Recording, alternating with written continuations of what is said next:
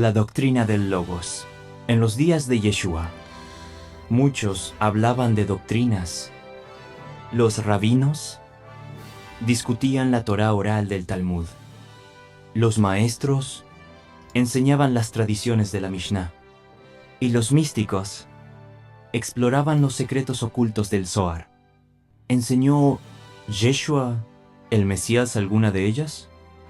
Yeshua enseñó la doctrina del Padre, la doctrina de la palabra viva, la doctrina del Logos, la membra del Targum,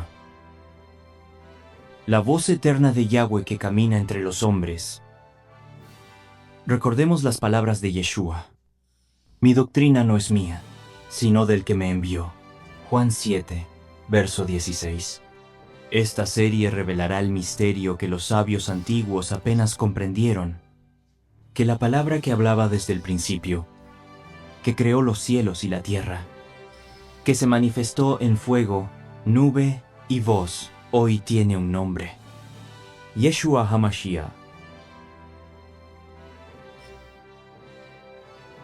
La doctrina del Logos, la palabra viva, revelada en el Targum. Una serie que te llevará del texto antiguo a la revelación eterna. Acompaña a la pastora Pili en el Diplomado de Estudio Bíblico Mana. La serie La Doctrina de Yeshua, la palabra viva revelada, inspirada e iluminada en el Dabar.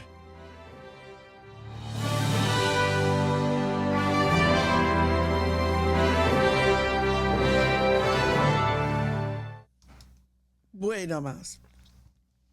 Estamos ya entrando a grandes propósitos espirituales dentro de esta enseñanza.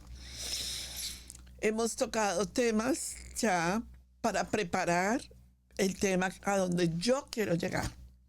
Pero primero hay que preparar base para entender el tema. Este tema está basado en el momento donde el pueblo de Israel sale y es exiliado. Y lo vimos y lo hablamos y dijimos que el exilio lo había cambiado todo. Después del exilio y antes del exilio, Israel cambió completamente. Antes de caer en antes de estar de haber salido al exilio, el pueblo de Israel vivió una Torá, los mandamientos y estatutos de Adonai, las Moedim, todo lo que era el mensaje del Evangelio. 410 años estuvo el Mishkan con ellos y ellos se movieron bajo esa dirección. Después viene el momento de la institución del templo de Salomón, y una vez que viene el templo de Salomón, después viene el exilio babilónico. Ahí todo eso lo hemos andado desde Daniel, hemos estudiado el libro de Daniel, hemos tocado el tema del convenio, hemos hablado de los 7 pactos. Todo eso ya nosotros lo hemos estudiado paso a paso, ¿cierto? Ahora bien, ya sabemos que el exilio cambió todo el modelo toraico y el pensamiento hebreo, y que tenemos que reconocer que necesitamos volver a la raíz de la Torá, a la raíz de nuestra fe. Para volver a la raíz de nuestra fe, tenemos que escudriñar qué es, qué no es.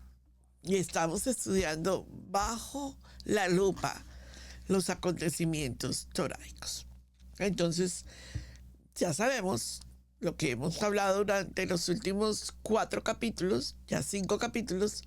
Hemos hablado de la membra del Targum, hemos tocado el tema de la membra del Targum, hemos tocado el tema del Targum, la versión aramea, ya eso lo conocimos. Hemos tocado el Targum Onkelos, que son los 5 primeros libros de la Torá. Hemos tocado el Targum de Jonatán, que son el Targum de los profetas. Hemos tocado el Targum de Jerusalén, que es el de Jerusalén. Y hoy vamos a tocar la parte 5. Vamos a hablar de qué lugar tiene el Talmud y la Mishnah en la enseñanza desde un pensamiento mesiánico. No estamos aquí para atacar, estamos aquí para escudriñar, para entender el camino de lo que el Padre tiene para nosotros y de lo que debemos de entender basados en la palabra de Adonai. Saben que hay una palabra que se puede confundir mucho y que necesitamos hacerle mucha auditoría, porque por no hacerle auditoría a esta palabra creemos que cualquier libro es espiritual. Y entonces escudriñemos un poquito qué es espiritualidad, porque nos podemos confundir y podemos colocarle espiritualidad a algo que no tiene espiritualidad y quitarle espiritualidad a lo que sí tiene espiritualidad. Entonces parece un trabalenguas, pero veámoslo a la luz de la palabra. En la mente hebrea, la espiritualidad es vista como Yahweh transformando el interior de una persona, ¿verdad? Vivir conforme al Espíritu y reflejar la santidad, como esa enseñanza que nos dice Primera de Pedro 2, 9 al 10. Vaya conmigo a Primera de Pedro 2, 9 al 10. Y vea que la palabra nos dice que nosotros tenemos que mirar la parte de la espiritualidad, porque a veces nos volvemos muy espirituales sin ser verdaderamente espiritual. Cuando usted tenga Primera de Pedro, por favor avíseme. Primera de Pedro 2, 9, y la vamos a leer si Adonai nos permite. Mas vosotros sois linaje escogido, real sacerdocio, nación santa, pueblo adquirido por Yahweh, para anunciar las virtudes de aquel que nos llamó de las tinieblas a la luz admirable. Siga conmigo. 10. Vosotros que en otro tiempo no erais pueblo, pero que ahora sois pueblo de Adonai, que en otro tiempo no habéis alcanzado misericordia, pero ahora habéis alcanzado misericordia. Eso es espiritualidad. Espiritualidad es vernos a nosotros sobre espirituales ante la Torah de Adonai, porque somos parte de un pueblo espiritual. Recuerden que toda la Torah es Yeshua y el espíritu de la Torah que se manifiesta en Yeshua está en nosotros. Y ahí le vamos a tomar el sentido que necesita Yeshua, el espíritu de la Torah. Sin Yeshua, la Torah es simplemente rudimentos antiguos. Pero en Yeshua la Torah es la Torah viviente. Él es el espíritu de la Torah. Muy bien. Entonces, basado en esto, en lo que yo estoy compartiendo en este momento, quiero, primero que todo, compartir algo con ustedes para que me vayan entendiendo el mensaje. Tengo aquí un Humash que a nosotros, ustedes saben, para nosotros los libros son el tesoro. En verdad que se los digo. Este es un Humash. Y me encanta este específicamente porque ahorita les voy a mostrar otro tipo de Humash, o sea, de otro editor y de otro autor. Pero este me gusta más por el contenido tan serio que tiene. Este Humash está basado en todo lo que es la explicación de los 5 libros de la Torah, ¿verdad? Para ampliar el tema, para darle sentido. Y entonces aquí me gusta mucho porque cuando está hablando del parashá, entonces si el parashá es, estamos en el de Levítico, entonces vayámonos al Levítico para que ustedes vean por donde yo quiero caminar. Y esto, creo que esto va a servir muchísimo para nosotros en el contexto espiritual, cuando enseñamos el parashá, qué es y qué no es. Bueno, entonces permítanme llegar a Levítico. A ver, ya, aquí estoy. Muy bien. nosotros tenemos esta parte de acá, no sé si la alcanzan a ver, que es lo que dice la Torá, como está escrito, ¿verdad? En el hebreo. Pero abajo tenemos el comentario bíblico. ¿Inspirado? No inspirado. No podemos tomar la inspiración del Ruach HaKodesh y formar doctrina de lo que está abajo como inspiración. Este es el comentario, esto es lo que el escritor o el rabino o el sabio interpretó de la enseñanza. Y esto que está aquí, es la interpretación, y esto es lo inspirado. Pero cuando las personas no conocen eso, creen que lo que está abajo es la inspiración, y eso no es así.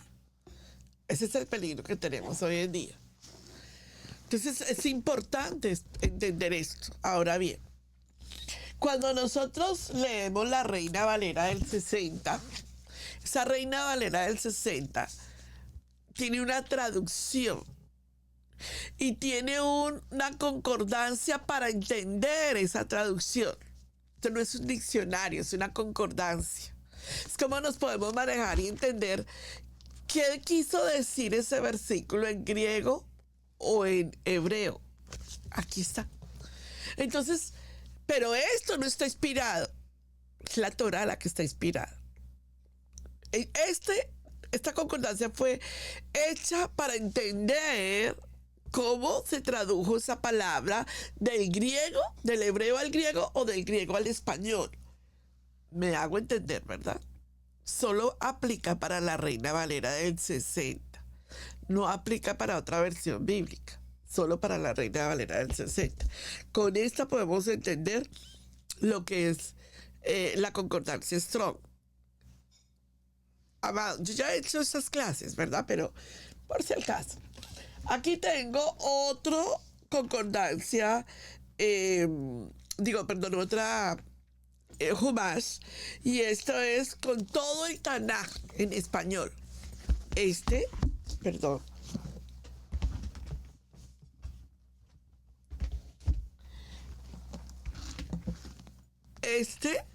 es la Torá, con solo la Torá. Con solo la Torá, y con todo lo que es el Tanaj.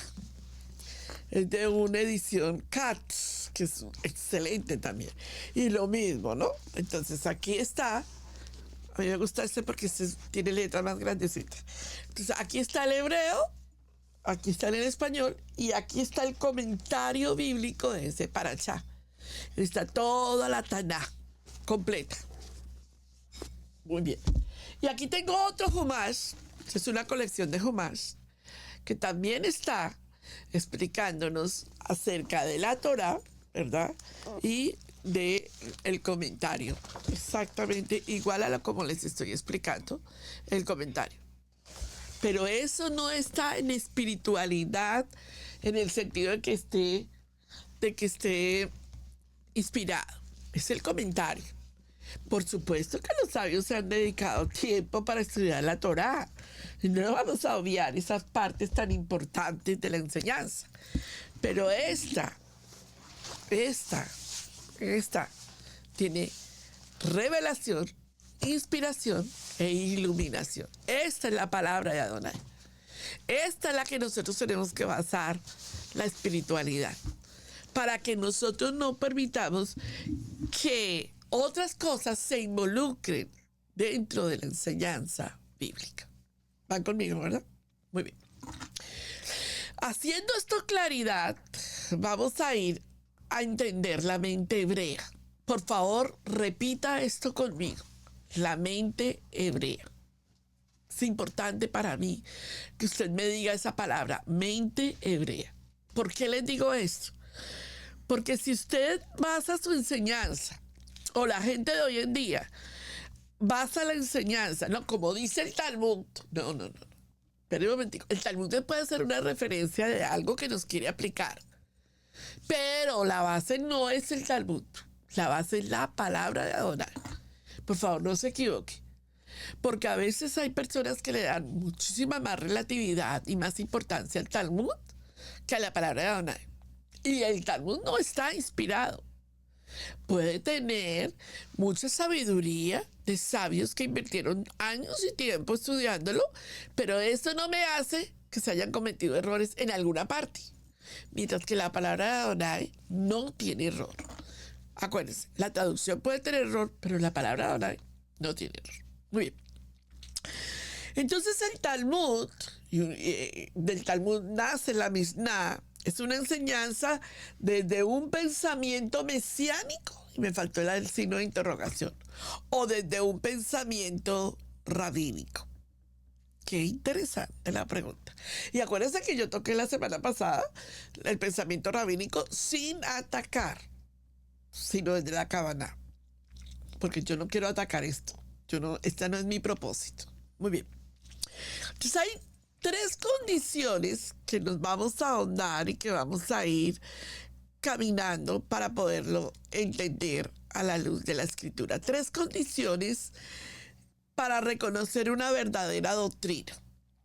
Primero que todo necesitamos escudriñar la verdadera doctrina. Vaya conmigo al libro de Juan, capítulo 14, verso 6. Juan 14, 6. Cuando lo tenga me dicen una amén y dónde está.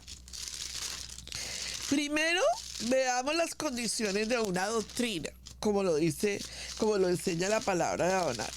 14, 6. Dice: Yeshua dijo, yo soy el camino, la verdad. No dice una verdad. Por favor, subraye eso, que es sumamente importante. No dice yo soy una verdad, dice yo soy la verdad y la vida. Y nadie viene al Padre sino por mí. Esa es la verdadera doctrina. Si esa doctrina no nos afianza en Yeshua, usted la puede leer, pero usted no puede volver doctrina a eso. Usted la puede observar, puede mirarla, pero eso no le hace a usted que sea doctrina. Porque esto es lo interesante del tema. Los escribas, que son los perushim o los fariseos, se sentaban en la cátedra de Moshe. ¿Se acuerdan, verdad? Todo lo que les digan que guarden, guárdenlo. Pero todo lo que ellos les digan que hagan, conforme a sus obras, no lo hagan. Entonces hay que hacer una gran diferencia aquí. Porque aquí es donde está el pleito espiritual de nuestras vidas. ¿Cuáles son las obras que ellos quieren que nosotros hagamos? ¿Y cuáles son verdaderamente lo que el Padre quiere que nosotros guardemos? Si aprendemos a diferenciar esas dos cosas, nos vamos a ahorrar muchos problemas espirituales. Entonces, para reconocer una doctrina, necesitamos reconocer si hay engaños, si hay cosas que se pueden mezclar en la doctrina. Claro. Vaya conmigo a 2 Tesalonicenses, capítulo 2, verso 11. A ver si alguno de ustedes está listo, yo le puedo pedir que me la lea. 2 Tesalonicenses 2, 11. Dice: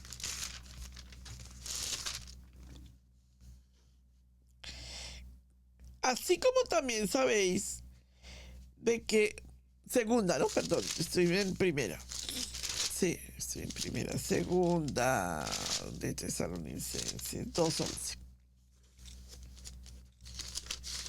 11. Por esto, Yahweh les envía un poder engañoso para que crean en la mentira, a fin de que sean condenados todos los que no creyeron a la verdad, sino que se complacieron en la injusticia. Yahweh envía un poder engañoso porque la gente no quiere escuchar doctrina sana. La gente dice, no, a mí me gusta más el Talmud, y se va por el Talmud y se desvía de la palabra de Adonai. Ese es el peligro de hoy en día, que hacemos mandamiento algo que no es mandamiento. Están conmigo, ¿verdad? Entonces, la Biblia me dice a mí, la palabra ahora me dice a mí que no hay otro evangelio. Gálatas capítulo 1, verso 6. Léala conmigo, por favor. No hay otro camino y no hay otro evangelio. O sea que este es el evangelio. Y no hay otro camino. Y no hay nada más después de ese evangelio. Y eso es sumamente importante. O sea, no me digas que la palabra necesita otro evangelio para poderse explicar. No me digas eso. No me digas que la Biblia no se explica completamente. No me digas eso. Porque entonces me estás diciendo que el Ruach HaKodesh no es capaz de enseñarnos y reargudirnos y corregirnos e inspirarnos para leer la Escritura. Yeshua nos habla de que el que cree en Yeshua, ¿verdad? Por eso es tan importante que lo que Lucas 1:35 dice, el que cree que Yeshua es el hijo de Adonai, entendió el evangelio. El que cree que Yeshua es Adonai, creyó el evangelio. Muy bien. El que acepta que la palabra fue inspirada, como dice Mateo 12:31, está entendiendo la deidad de Yeshua. Punto. Hasta aquí estamos claros, ¿verdad? Muy bien. Escudriñemos entonces por qué en Romanos Pablo nos advierte que tenemos que escudriñar las Escrituras, porque hay cosas que para el tiempo de Pablo ya se entendían que estaban desviadas. Vamos al libro de Romanos, capítulo 2, verso 17. Libro de Romanos, capítulo 2, verso 17. Uno de los libros más fascinantes de la palabra de Adonai. Entonces Romanos capítulo 2, verso 17 dice, he aquí, tú tienes el sobrenombre de judío y te apoyas en la ley y te glorías en Adonai y conoces su voluntad e instruido por la ley, apruebas lo mejor. Y confías que eres guía de los ciegos, luz de los que están en tinieblas, instructor de los indoctos, maestros de niños, que tienes en la ley, en la Torá, la forma de la ciencia y la verdad. Tú puedes que enseñas a otro, ¿no te enseñas a ti mismo? Tú que predicas que no se ha de hurtar, ¿hurtas? Romanos, Pablo enseñándole a los doctos de la ley que hay algo que está desviado. Tú que dices que no se ha de adulterar, ¿adulteras? Tú que abominas los ídolos, ¿cometes sacrilegio? Tú que te jactas de la ley con las infracciones de la Torá, ¿deshonras a Adonai? Porque como está escrito, el nombre de Adonai es blasfemado entre los gentiles por causa de vosotros. Pablo llamándole la atención al judaísmo del segundo templo porque había una desviación en la enseñanza toráica. Se hablaba de la cátedra de Moshe, pero no se vivía la cátedra de Moshe. Hoy en día estamos viendo que esto está sucediendo en Torah. Que esto está sucediendo y que algo está movilizando espiritualmente las casas, las quejilás, los movimientos. Y la gente hoy en día no tiene ni la mínimo temor de Adonai. Y está en Torah. Y no tienen temor de Adonai, de blasfemar, de mentir, de robar, de hacer las cosas mal hechas con Adonai. Pero uno le dice, ¿pero qué es esto? Muy bien.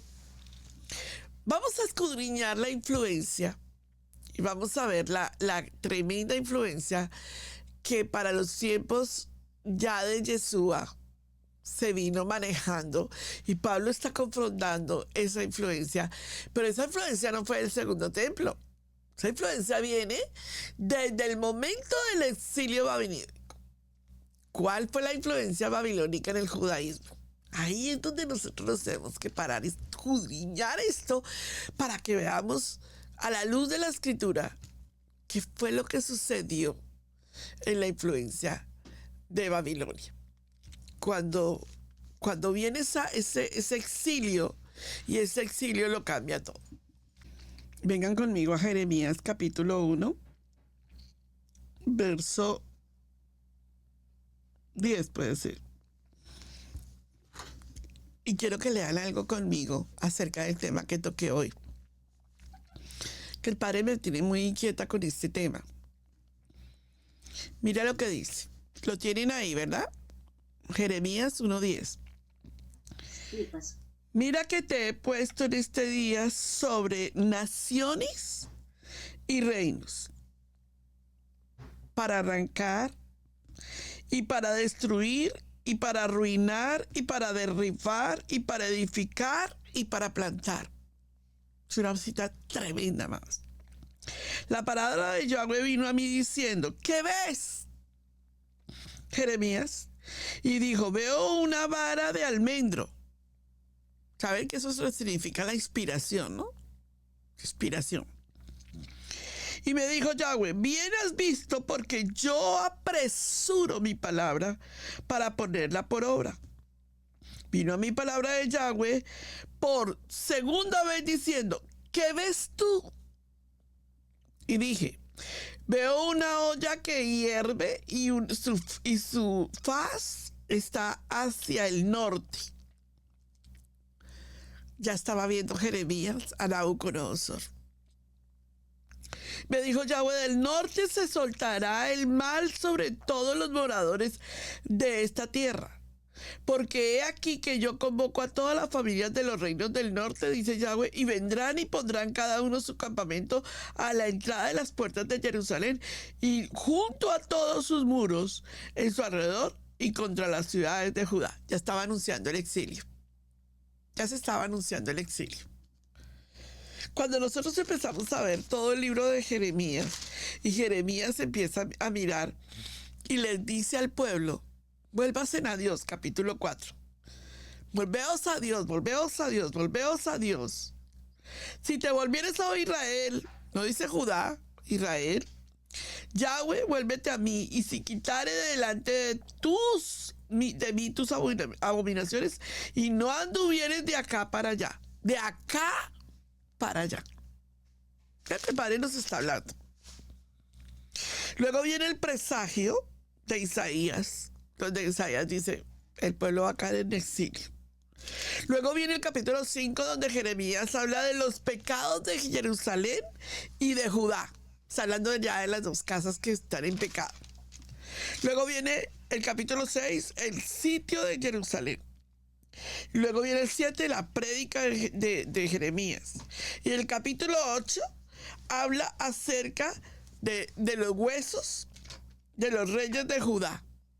Ya está empezando a profetizar que esto va a ser tremendo. Luego el capítulo 10, ya el pueblo estaba en idolatría. El Dios verdadero y la idolatría. Capítulo 11, el pacto está quebrantado. Capítulo 12, la queja de Jeremías y respuestas de Yahweh. Capítulo 13, la señal del cinto de lino. Nos están midiendo. Nos están midiendo. El Padre nos está midiendo. Capítulo 13, verso 15, la advertencia de Jeremías contra el orgullo. Querer saber más y más y más. Conocimiento sin espiritualidad. ¿No es lo que pasa hoy en día? La gente nos dice, oh, no, yo al módulo 1 no necesito entrar porque, imagínense, yo ya tengo el módulo 1. Capítulo 15, la ira de Yahweh. Capítulo 16, el juicio sobre el pueblo. Capítulo 17, el pecado de Judá. Capítulo 19, la vasija rota. Perdón, el capítulo 18, la casa del alfarero, que me encanta tanto explicarla. El capítulo 19, la vasija rota. Y capítulo 20, la maldición a los pastores, a los rabinos, a los sabios, por no haber instruido al pueblo en la verdad. Capítulo 21, Jerusalén será destruida. Capítulo 22, profecías contra los reyes de Judá. Capítulo 23, el prometido regreso del remanente. Se cumplió. Capítulo 24, los higos buenos y los higos malos. ¿Por qué? Porque el árbol tiene que dar buen fruto. Capítulo 25, 70 años de desolación. Se profetizaron y se cumplieron. Capítulo 26, Jeremías es sometido a juicio. O sea, nos someten a juicio a aquellos que enseñamos la verdad. Tremendo. Capítulo 27, el mandato a servir a Nabucodonosor. Tenían que ir a servir a dioses paganos por todo lo que estaban haciendo. Capítulo 28, la farsa posesiva de Hananías, que yo lo he enseñado. Capítulo 29, la carta de Jeremías a los cautivos. Siga. Capítulo 30, Israel regresará a la tierra. Vuelve. 70 años, pero regresan. Capítulo 31, el feliz regreso de Jerusalén. A Jerusalén. Y sigue, y luego empieza otra vez. Hablar de la restauración de Jerusalén, la oración de Jeremías. Yo he enseñado las 7 oraciones más poderosas de la Biblia, las he enseñado. Les pido que ustedes tengan en cuenta esas enseñanzas que les he dado, diciéndoles, mire, estas son las 7 poderosas oraciones. La de Nehemías, la de Jeremías, la de Isaías. 7 oraciones que cambian el destino de una nación. Luego viene la restauración y la prosperidad de Jerusalén, y luego viene la advertencia, y luego se quema el rollo. Capítulo 36. Capítulo 38, Jeremías es rescatado de la cisterna. Capítulo 40, Jeremías y Gedelías, y así sigue, hasta llegar a mostrarnos la contaminación del pueblo. Porque todo baja por la barba de Aarón. Entonces quiero que veamos esa influencia.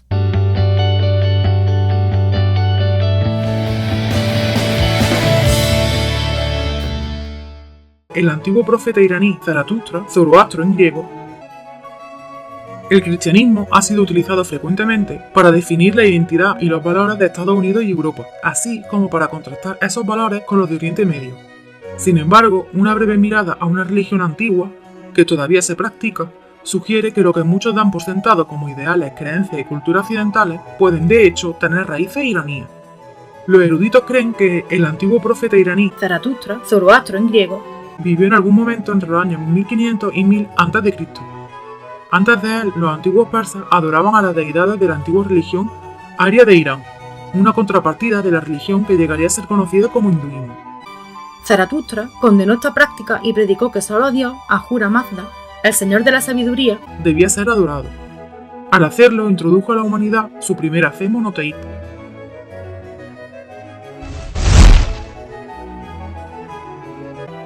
los conceptos de cielo e infierno, día del juicio final y la revelación final del mundo, y los ángeles y demonios se originaron en la enseñanza de Zaratustra. Incluso la idea de Satanás es zoroastrista.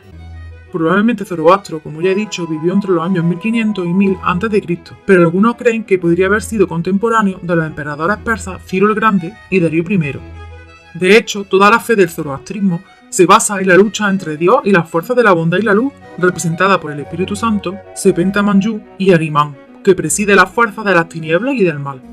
Aunque el hombre tiene que elegir a qué lado pertenece, la religión enseña que en última instancia Dios prevalecerá y que incluso aquellos condenados al infierno disfrutarán de las bendiciones del paraíso, una palabra antigua persa.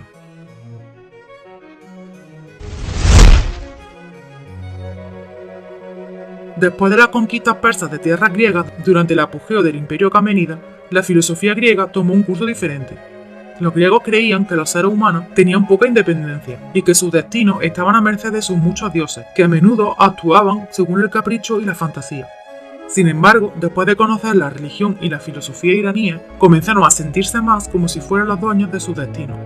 Aunque fue la religión estatal de Irán, ampliamente practicada en otras regiones habitadas por pueblos persas, por ejemplo Afganistán, Tayikistán y gran parte de Asia Central, el zoroastrismo es hoy una religión minoritaria en Irán y cuenta con pocos practicantes en todo el mundo.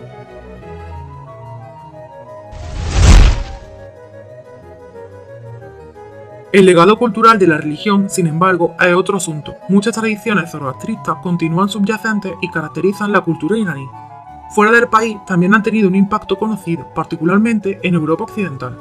Siglos antes de la Divina Comedia de Dante, el libro de Arda Viraf describió vívidamente un viaje al paraíso y al infierno. ¿Podría Dante haber oído hablar del cómico relato del viajero zoroastrista que asumió su forma definitiva alrededor del siglo X después de Cristo? La semejanza de las dos obras es extraña, pero solo se pueden ofrecer hipótesis. En otras partes, sin embargo, la conexión zoroastrista es menos oscura. El profeta iraní aparece sosteniendo un globo brillante en la escuela de Atenas, pintura de Rafael del siglo XIV. Del mismo modo, el Clavis Artis, una obra alemana sobre la alquimia que data de finales del siglo XVII y principios del siglo XVIII, fue dedicada a Zaratustra y contó con numerosas representaciones de temas cristianos. Zaratustra llegó a ser considerado en la Europa cristiana como un maestro de la magia, un filósofo y un astrólogo, especialmente después del Renacimiento, señala Ursula Sim Williams, de la Escuela de Estudios Orientales y Africanos de la Universidad de Londres. Hoy en día, la mención del nombre Zadig trae inmediatamente a la mente la marca de moda francesa Zadig y Voltaire. La historia detrás del nombre ciertamente es zoroastrista. Escrito a mediados del siglo XVIII por nada menos que Voltaire, Zadig cuenta la historia de su homónimo héroe persa zoroastrista, quien después de una serie de pruebas y tribulaciones, finalmente se casa con una princesa babilonia. Tan enamorado de la cultura iraní estuvo Voltaire, que fue conocido en su círculo como Zadig. En el mismo espíritu, el Diván de Oriente y Occidente de Goethe, dedicado al poeta persa Hafez, ofreció un capítulo temático zoroastrista, mientras que Thomas More lamentó el destino de los zoroastristas de Irán en Lala Rab. La antigua fe también hizo una serie de apariciones musicales en el escenario europeo. Además del personaje sacerdotal de Sarastro, el libreto de la flauta mágica de Mozart está cargado de temas zoroastristas, como la luz contra la oscuridad, las pruebas del fuego y el agua, y la búsqueda de la sabiduría y la bondad por encima de todo.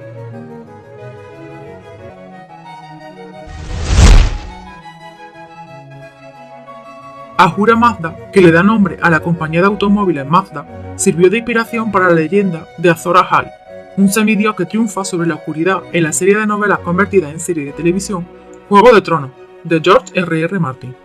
En Juego de Tronos se dice que durante la larga noche Azor Ahai se levantó y en la batalla por el amanecer venció a los otros, blandiendo una espada de fuego llamada Dueña de Luz. Además, se podría argumentar que la batalla cósmica entre la luz y la oscuridad de la fuerza en la Guerra de las Galaxias lleva la marca del zoroastrismo. Pese a todas sus contribuciones al pensamiento, la religión y la cultura occidentales, se sabe relativamente poco sobre la primera fe monoteísta del mundo y su fundador. Muy bien. Después entonces de este exilio babilónico, todo empieza a transformarse y todo el pensamiento hebreo comienza a cambiar. La forma en que Israel pensaba, la forma en que Israel adoraba y la forma en que Israel entendía la Torá antes del exilio, ¿verdad? Estamos hablando del siglo VI antes del Mashiach. Y entonces vemos, todo cambió. Eso que pasó allí hizo una brecha entre el pueblo de Israel y ese exilio que sucedió. Hubieron cambios históricos, amados, culturales, religiosos y espirituales, con una mirada desde la escritura y desde la tradición hebrea. Y aquí es donde nosotros necesitamos ahondar y aclarar el concepto de lo que sucedió para ese tiempo y cuáles fueron los profetas que empezaron a condenar lo que estaba sucediendo después del regreso del exilio ya babilónico, que luego fue el regreso fue en el imperio medo-persa. Muy bien. Entonces vemos el contexto histórico de ese exilio babilónico en el año 586 antes del Mashiach. Vemos que ese exilio está encabezado por Nabucodonosor, que destruyó Jerusalén y el primer templo de Salomón. Y miles de israelitas huyeron. Judá que fue llevada al exilio de Medio Persa, perdón, babilónico, y la casa de Efraín, las otras 10 tribus que se perdieron en el exilio. Especialmente entonces se lleva a los sacerdotes, escuche, sacerdocio, escribas y líderes, que fueron llevados cautivos a Babilonia, a Mesopotamia, y allí permanecieron unos 70 años, como lo profetizó Jeremías. Vámonos a Jeremías 25:11 para que vean la profecía de Jeremías cuando habla de ese exilio. Busque Jeremías capítulo 25 verso 11 y vemos que Jeremías fue el que más condenó todo lo que veía allá. O sea, toda la contaminación que ellos trajeron, Jeremías empezó a atacar eso, porque sabían que ya se había vuelto doctrina para el pueblo de Adonai. Jeremías entonces nos lleva a 25:11, dice en el contexto de Jeremías, a ver, aquí. Toda la tierra será puesta en ruinas y espanto, y servirán estas naciones al rey de Babilonia 70 años. Y cuando sean cumplidos los 70 años, castigaré al rey de Babilonia y aquella nación por su maldad, ha dicho Yahweh, y la tierra de los caldeos, y la convertiré en desiertos para siempre. Acuérdense que estas profecías tienen cumplimiento hoy en día a la máxima potencia, porque Babilonia es Irak. Irak fue atacada y dejada en ruinas. En los tiempos modernos se cumplió la profecía bíblica de lo que el Padre había dicho que se iba a cumplir. Muy bien. Pero para entender entonces, Jeremías empieza a condenar y dice, el pueblo va a ser llevado al exilio. Y cuando sale del exilio, Ezequiel empieza a ver toda la idolatría, todo el paganismo, toda la adoración al dios Sol que se está efectuando en la casa de Adonai. Ya estaba mucha contaminación colocada en varios aspectos espirituales, históricos, de adoración, de exaltación y de doctrina.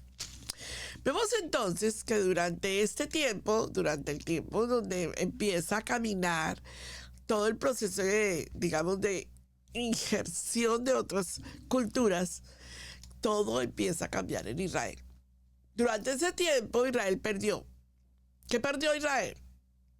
Su tierra. ¿Qué perdió? Su templo. ¿Y qué perdió? El altar. Las tres cosas que Adonai le había dicho a Israel, a Judá, que se tenía que encargar, las perdió. Cuando él quiere recuperarlas, que las recupera de alguna manera, sí, vemos todo lo que sucede en el contraste de recuperación. De los tres pilares importantes de la fe de Israel, que es la tierra, el templo y el altar, se redefinen en su relación con Yahweh. Y empieza este movimiento espiritual a cambiar las reglas de la Torah. ¿Cuáles fueron los cambios provocados por Babilonia? ¿Qué fue lo que sucedió allí? Que necesitamos mirar esos cambios para ver el por qué hoy en día nosotros esos cambios nos hacen ver demasiadas cosas fuera de contexto. Quiero que estas cosas que yo estoy compartiendo con usted no veamos a Judá como la crítica, sino ver el trasfondo histórico que sucedió allí para que podamos ver ese exilio de la manera que el Padre quiere que nosotros veamos el exilio. ¿Amén? Entonces, ahondando en el tema y ahondando en lo que el Padre está diciendo, vemos que el nacimiento de ese judaísmo rabínico, porque ya ahí ya no es Israel, sino el nacimiento del judaísmo rabínico, nace lo que para ese tiempo ya no había templo, entonces empiezan las sinagogas, sin altar todavía, sin sacrificios, y comienza ese proceso hasta que llegan a reconstruir, que es lo que se llama el templo o el templo de Zorobabel. Luego llegan al tiempo de Yeshua, pero ya esa contaminación venía caminando. Ya todo ese proceso babilónico que se había introducido venía caminando. No estoy diciendo que todos, estoy diciendo que venía caminando sobre muchas casas, sobre muchos, digamos, escuelas rabínicas. Y vemos que llegamos al tiempo de Yeshua y viene la destrucción del segundo templo. Y ahí se condensa todo ese proceso que viene de atrás. Se condensa porque ya no hay altar, ya no hay korbanot, y Judá empieza a reunirse para estudiar la Torah y para orar. Acuérdense que lo enseñé en el módulo 28, cuando Judá toma un rumbo y el judaísmo mesiánico toma otro rumbo.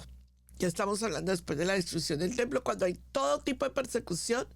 Y hablé todo esto a raíz de quién comenzó a salir por la rama de Judá, que se tomó por otro lado, y quién empezó por la rama mesiánica y se fue por otro lado. Y terminamos en el concilio de Nicea. Y ahí, cuando terminamos en el concilio de Nicea, las dos ramas ya estaban completamente divididas.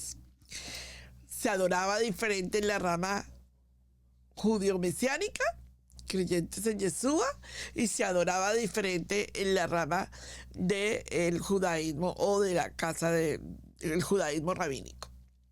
Se tenía una cultura histórica, geográfica y profética y un pensamiento hebreo en el judaísmo rabínico, y se tenía ya otra cultura en el pensamiento mesiánico. Tremendo. Eso ya lo enseñé en el módulo 28. Muy bien. Entonces nace el judaísmo rabínico, nace lo que son las sinagogas, ¿verdad? Del judaísmo después de la destrucción del segundo templo. Ya vemos que está sin altar, ya vemos que no hay korbanot, y ya vemos que empieza a reemplazarse una cantidad de cosas, trayéndolas al concepto doctrinal. Ahí es donde nosotros necesitamos ahondar. Entonces quiero que veamos esa influencia.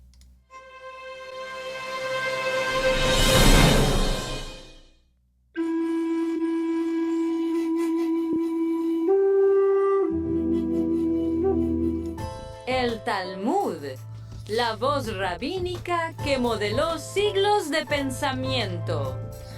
El Talmud es uno de los textos principales más influyentes del judaísmo. No es un solo libro, sino un vasto compendio de sabiduría, debate y tradición.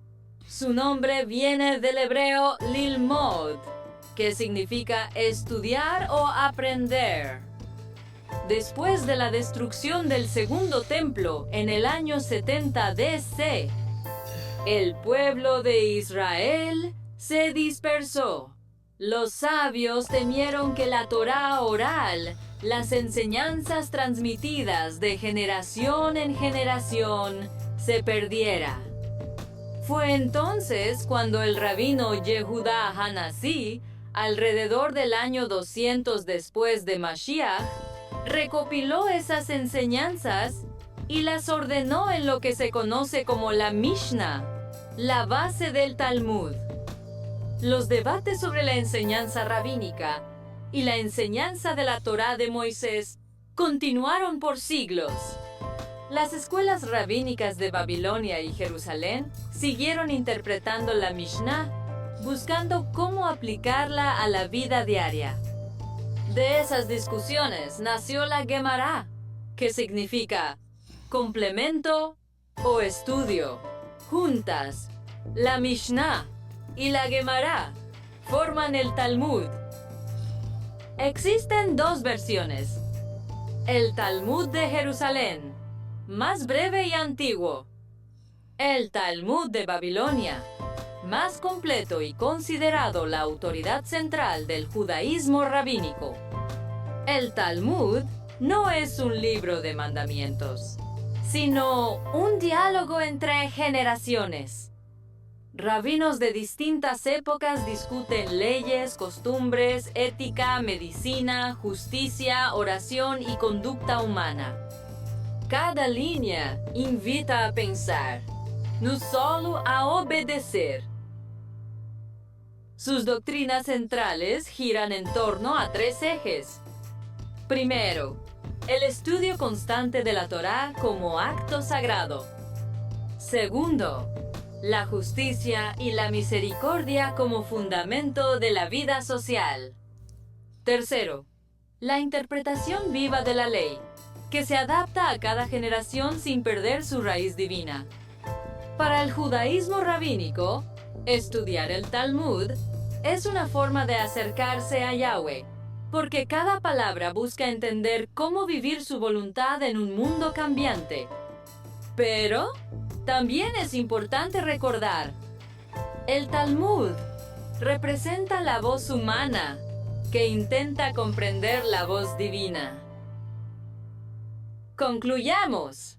El pensamiento mesiánico se refiere a la creencia en la llegada del Mesías, Yeshua HaMashiach Adonai Echad, mientras que el rabínico es la tradición del judaísmo que se centra en la ley en halajá y la interpretación de la Torá por parte de los rabinos, basada en el Talmud y otras fuentes rabínicas. Y para quienes seguimos al Mesías Yeshua Adonai Echad, entendemos que toda sabiduría y toda interpretación encuentran su plenitud en él, Yeshua HaMashiach, la palabra viva que vino a revelar el corazón de la Torá, resaltando que no deben usarse como base doctrinal, sino como referencia histórica y cultural. ¿Qué dice la palabra de Adonai? Segunda de Pedro 1, verso 20 al 21 dice: ninguna profecía de la Escritura es de interpretación privada, porque la profecía nunca estuvo bajo el control de la voluntad humana, sino que los santos hombres de Dios hablaron bajo el control del Espíritu Santo. Muy bien. Tremendo. ¿Podemos consultar, leer? Sí, pero no lo volvemos doctrina. Eso es a donde yo necesito que nos encabezcamos. Y vamos a hablar algunas cositas que se han vuelto doctrina hoy en día y no están escritas en la palabra de Adonai y se han vuelto como leyes. Y eso es lo que necesitamos ahondar y aclarar bíblicamente. Bueno, pregunta. ¿Quién es el Talmud? Para nosotros, los que tenemos un pensamiento mesiánico, o para aquellos que todavía no han descubierto que Yeshua es Adonai, que siguen pensando en esto de esa manera. Porque a veces ese es el problema que tenemos.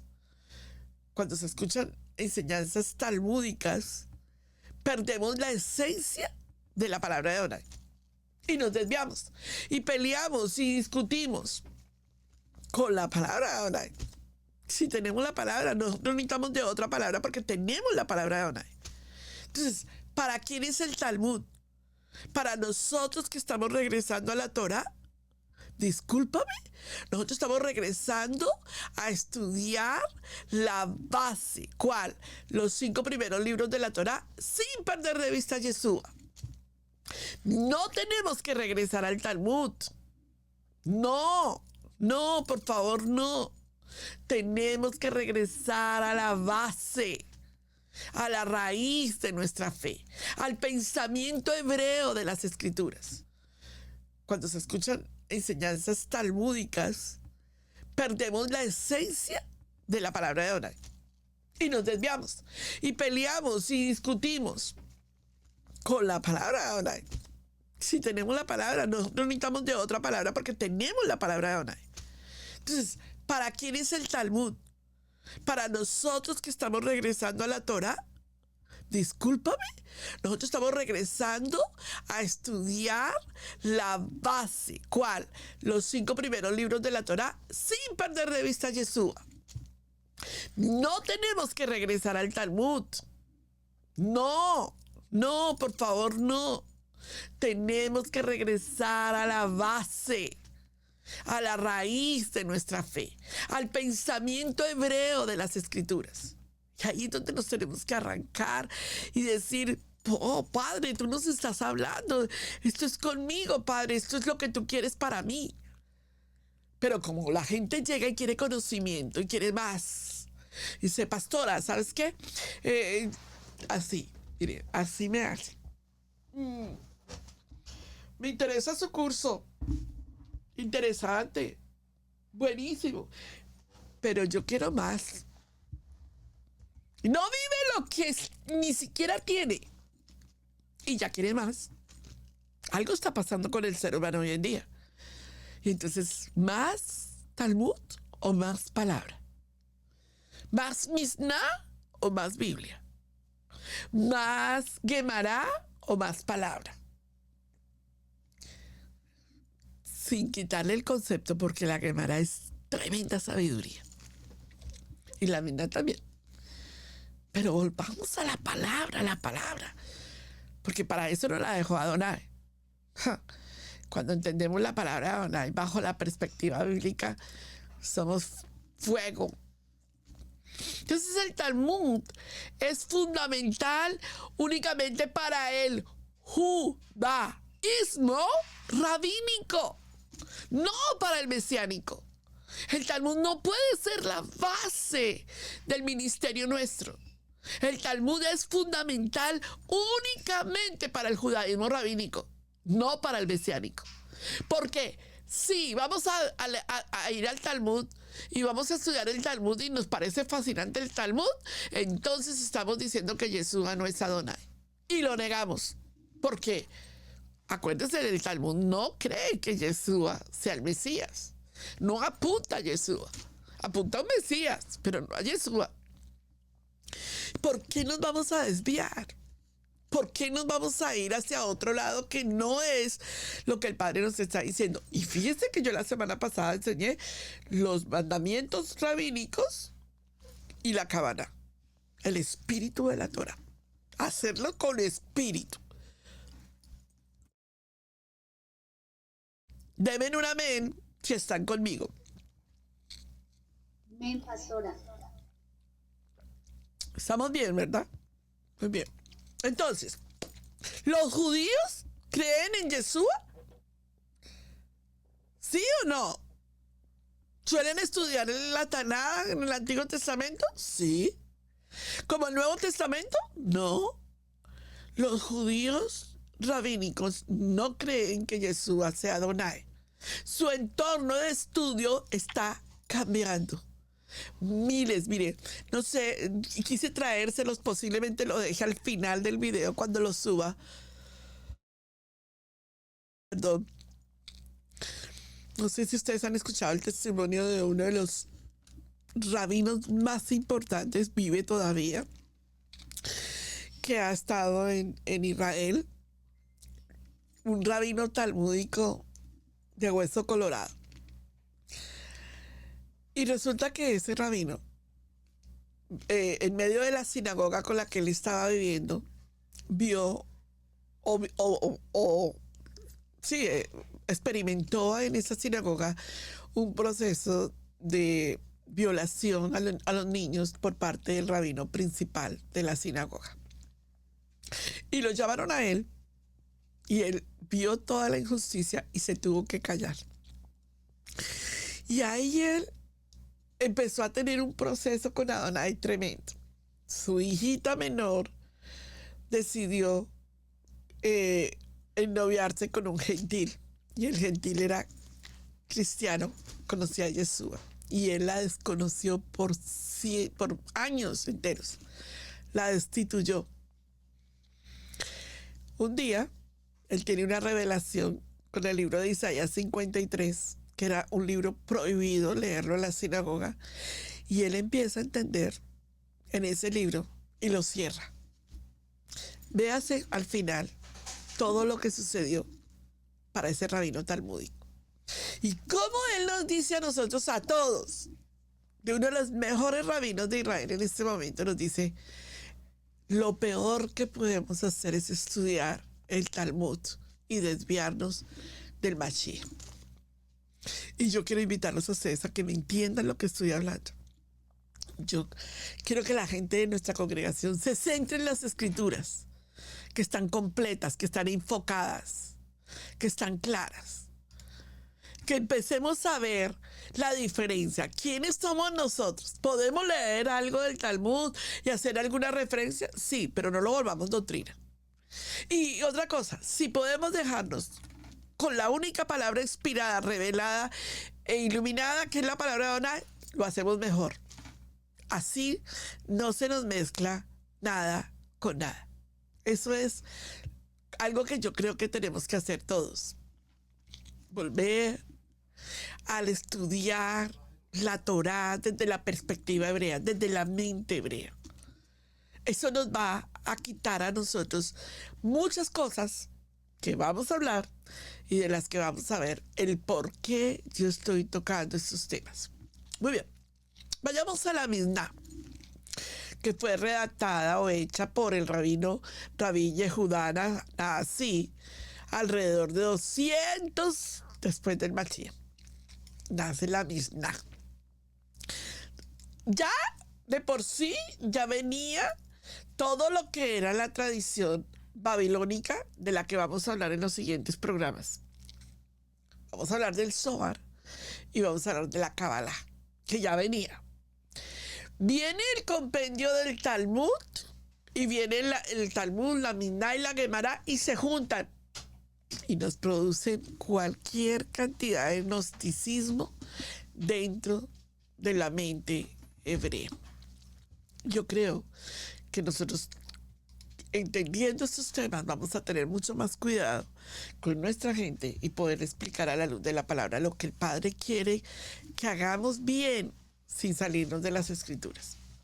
Vemos entonces que al empezar esa Mishnah, que es parte del Talmud, entonces empieza a haber una interpretación bíblica de lo que era la Torá oral, la Torá escrita, y nos da como resultado todo el proceso del núcleo, ¿verdad?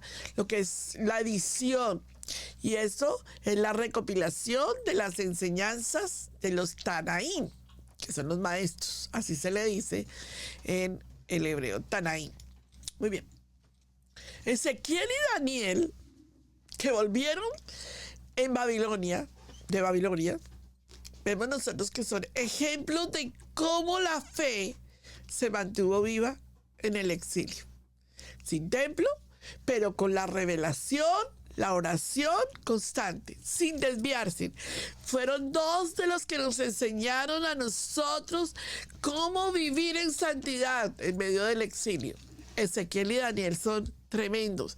¿Y qué me dicen de la jurisprudencia de Nehemías y de... Se me fue... Ayúdenme. Esdras. Tremendo. Yo ya hice enseñanza también sobre ese tema. Muy bien. Entonces, esa adopción del idioma arameo y esos cambios culturales, históricos que se presentaron después de la destrucción del segundo templo, esos cambios que se presentaron en Babilonia, que dejó, por ejemplo, en Babilonia dejó de ser el hebreo, dejó de ser el idioma cotidiano y fue reemplazado por el arameo, y luego después fue reemplazado por el griego. Esto influyó en la escritura muchísimo. Por eso es que Daniel y Esdras fueron los escritos y volvieron a traer el idioma al pueblo. Tuvieron que traducir la Torá para poder traer el idioma al pueblo. Después de este exilio, muchos israelitas ya no hablaban el hebreo fluido. Aquí que nacen las traducciones orales de la Torá, del arameo, conocidas después como lo que nosotros supimos como el Targum, que ya lo hablé. Luego vienen las adopciones en forma de escrituras del tiempo de Babilonia, el alefato cuadrado, porque acuérdense que antes era cuneiforme, Y viene todo lo que es el hebreo moderno, que reemplazó al paleohebreo original. No tenemos la misma escritura, pero ya su traducción cambió.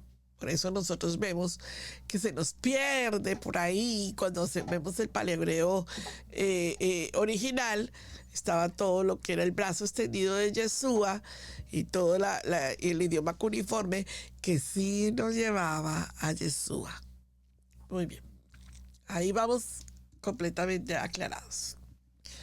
Quiero que ustedes, en este tiempo especial, a todos ustedes que están conmigo, se vuelquen un momento a su corazón. Pastores y líderes que están conmigo en este momento. Yo quiero invitarlos de manera muy especial, amados. De verdad, con el corazón especial les digo. Volvamos a la mente hebrea. No nos volvamos a tradiciones, no nos volvamos a lo que otros libros pueden pensar.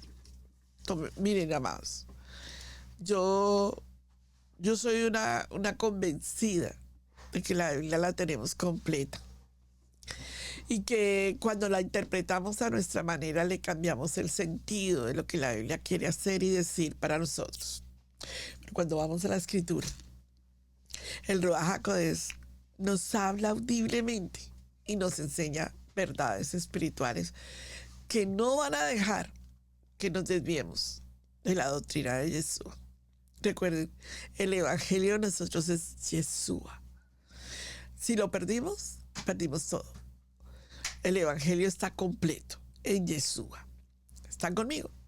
¿Qué les parece si hacemos la oración juntos y tomamos la escritura juntos y le pedimos al Padre que nos dé la palabra profética en esta tarde y oramos y le entregamos esta clase en las manos de Adonai? Venga conmigo y hagamos la oración juntos.